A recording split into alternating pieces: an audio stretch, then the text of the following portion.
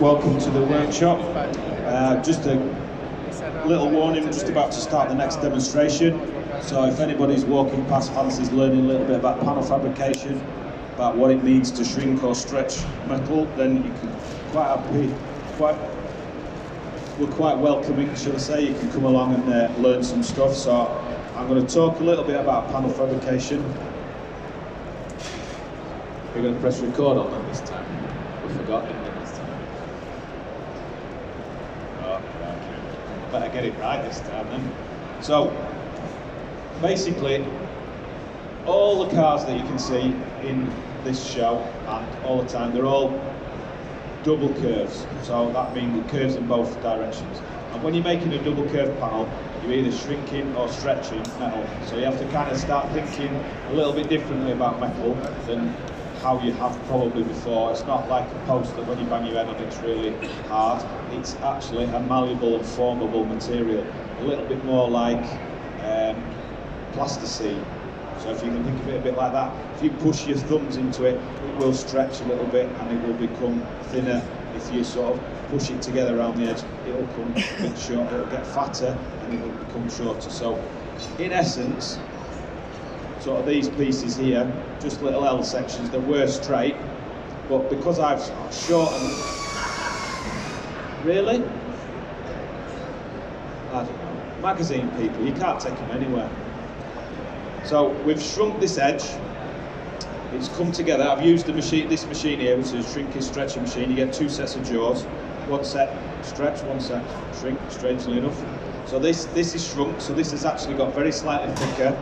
It's almost like pulling a drawstring, so then that will curve that way. And then if you stretch it, similarly, it will get very slightly thinner, but it will send it going the other way. So you can see where something like this, if you've got a car to restore, you've got a lot of wheel arches to do around where windows go and stuff like that, something like this is going to be really, really helpful to you if you're going that way. You can do the same thing just by hammering. You can cold shrink and stretch with a hammer, but these make it a load easier. Now, to take that's in like one plane, so that's single curve. If you go into the double curve side of things, that's when you can make double curve or crowned panels. So this is made out of steel. The one I'm going to make in a little while is aluminium. It's just a bit quicker and easier to do for you guys, so I don't bore your senses and go on here for hours. But this is a steel panel. It was flat.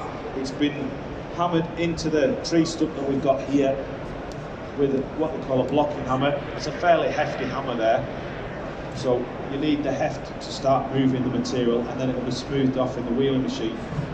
Years and years ago, when they were making armour, they did the same thing, but they will have just smoothed that by hammering over something like this here, and they'll have had loads of people, hundreds of people making all the armour that's needed. If you go up to Leeds, the Royal Armouries has got loads of examples of the armour up there, and it's absolutely mind-blowing what they did. So when you sort of see things on the TV where the Americans are coming up with saying that they've invented this, that and the other for shaping metal, they haven't. They've just refound it maybe. People have been shaping metal for a long time and it's all been done before. So we'll talk a little bit about making a double curve panel. So I'm going to use aluminium, 1050A aluminium.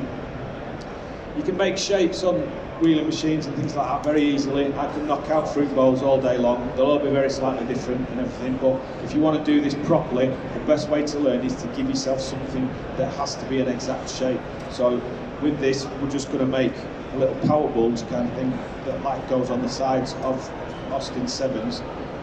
And very simply, that will give me an idea of the shape that I need to make this flat panel into. If you want to go a bit more complicated, you could have something like this, which is a motorcycle fuel tank. It's got holes in it so you can see through it, see where it's touching, and you can make complete car body books like that in that fashion. There's a lot of companies now using 3D scanning. They'll scan a car, they'll then put it through their software, cut it up, and then send that to a CNC router, which will cut you out. You can get complete bodies. You're into thousands of pounds for one of them, but if there isn't another car like that and you've only got a little model and they've scaled it up, then that's the way forward. So I'm going to use a sandbag and a mallet to start this off. Like I said, it's all about shrinking and stretching, so I'm going to stretch through the middle. It'll shrink slightly around this edge to begin with, it'll go wavy, and then I need to stretch it again afterwards to put a flange on it.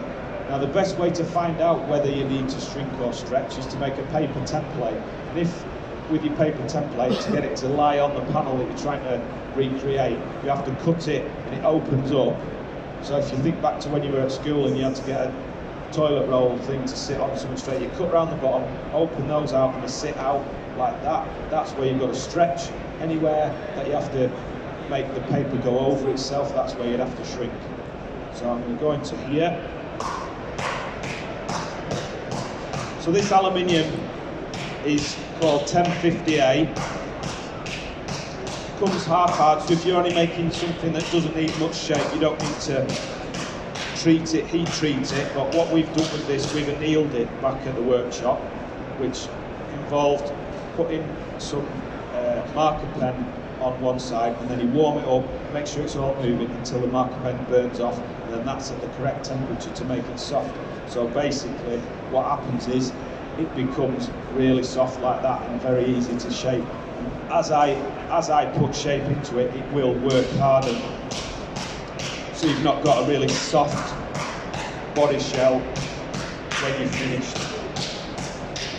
So around the edge there you can see it all waving up. That's where it's shrinking a bit or needs shrinking. So if we just tap them down, that's where it's getting very slightly thicker around the edge.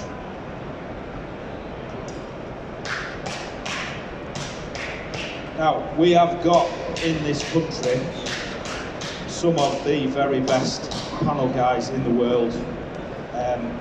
Different guys use different ways of starting off. I was always taught to mallet first, lots and lots of overlapping blows, so you've not got too much of a bag of walnuts kind of look of it.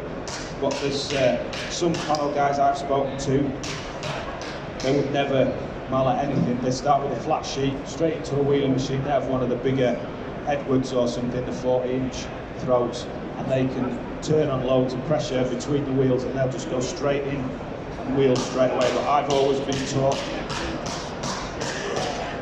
to mallet, so that's how I go about things.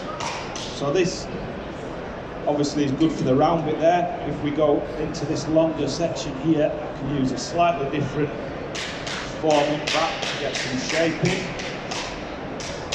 If I was doing this for any longer than I'm doing it now, I'd have my ear defenders on, but obviously with this fantastic Britney mic that I've got on, it won't, they won't fit.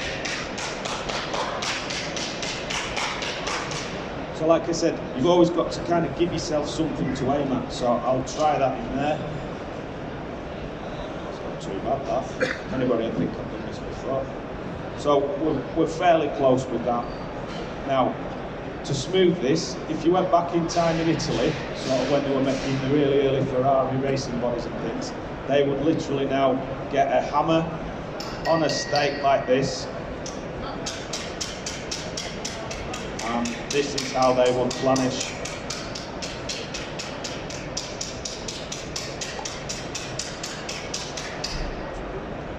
Not the most neighbourhood friendly way of planishing it if you're out in your garage on a Sunday and the neighbours have had a heavy night in the pub the night before or anything like that. So you're not going to be anybody's favourite if you're doing this all the time. So at some point in time somebody invented this machine, wheeling machine. It's a perfectly flat top wheel and then the bottom wheels are interchangeable with different curvatures to match the panel that you're making. So we've got this one set up with the right wheel in it. What this does the same job that the hammer was just doing on the anvil there, the planishing action, but it does it a lot quieter.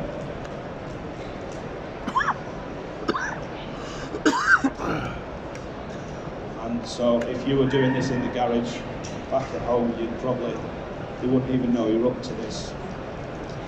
But it's quite a nice process. Like I said, in this country we've got some of the best guys in the world that can do this. They make some absolutely mind-blowing body shells. I'm just going to take a little bit of pressure off there because when you've got a lot of pressure between the top and bottom wheels, you've got to think of your plasticine. If you're really squashing it and try to roll it with a rolling pin, then you're going to make a lot of difference to the shape every time you go through. But what we need to do with this, because we were quite close when we checked it before, we don't actually need to put a lot of shape in. So I can take the pressure off and do what's called the smoothing, which is what we're doing now.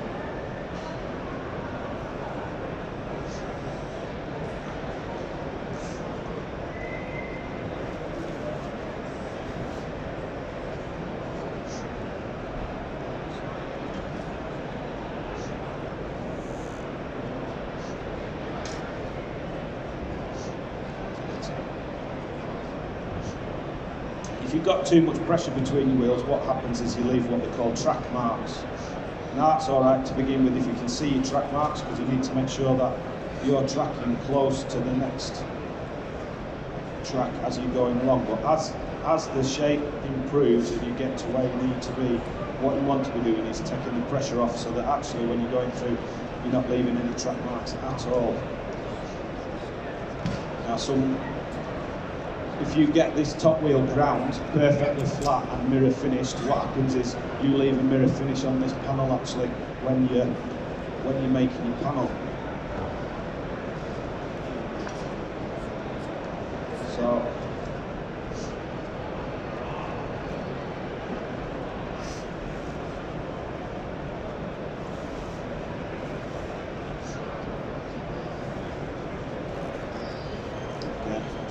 quick try, not too far off. For demonstration purposes, that's near enough. Like I said, it's one of those things where now you would just keep backing the pressure off, going through, smoothing this up, getting smoother and smoother, and nearer to being finished. So if, like I said, we were going to use this on the side of an Austin 7 as room to get your foot on the accelerator pedal, we need to put a flange around this.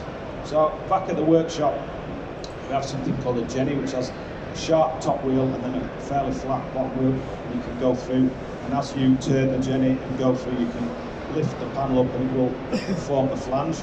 But you guys might not have anything like that at home. So you can just literally get a straight edge. So you could have some angle iron on the side of your bench or something, and literally if you give yourself a line around the inside to follow, you can just knock this over.